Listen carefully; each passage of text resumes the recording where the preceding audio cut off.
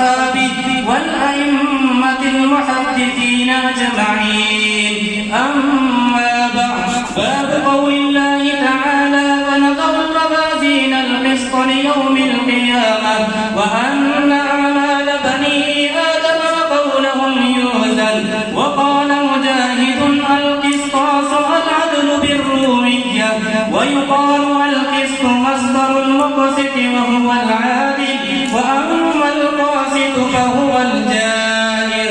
حدثني فضيلة الشيخ أستاذ العلماء والحديث مولانا فيض الباري حفظه الله تعالى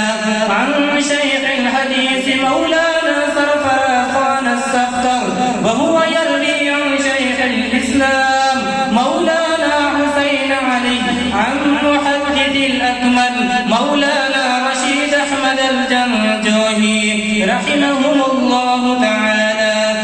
قال: وحدثنا شيخ الإسلام شيخ العرب والعجم مولانا حسين أحمد المدني عن الشيخ شيخ الهند مولانا محمود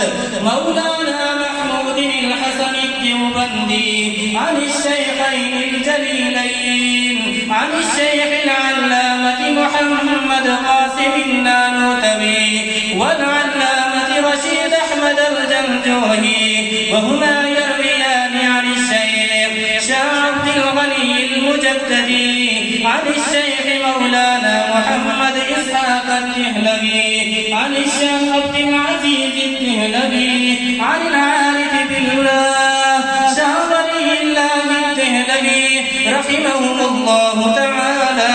قال: أخبرنا الشيخ أبو طاهر محمد بن إبراهيم الكردي قال: أخبرنا والد الشيخ إبراهيم الكردي قال: قرأت على الشيخ أحمد القشاشي قال: أخبرنا الشيخ أحمد بن عبد القدوس النشابي قال: أخبرنا الشيخ محمد بن أحمد الرملي عن الشيخ زكريا بن محمد النبي يحيى الأنصاري قال: قرأت على الشيخ الحافظ الحجة أحمد بن علي بن حجر الأسقلاني عن الشيخ إبراهيم بن أحمد التنوخي عن الشيخ أحمد بن أبي طالب عن الشيخ السراج حسين بن المبارك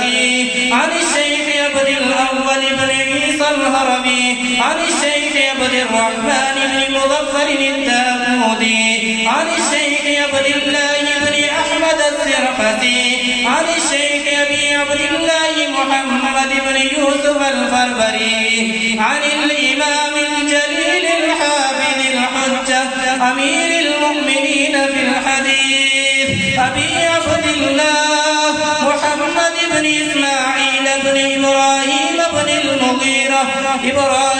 بن المغيرة بن بردزبة الجعفي البخاري رحمه الله تعالى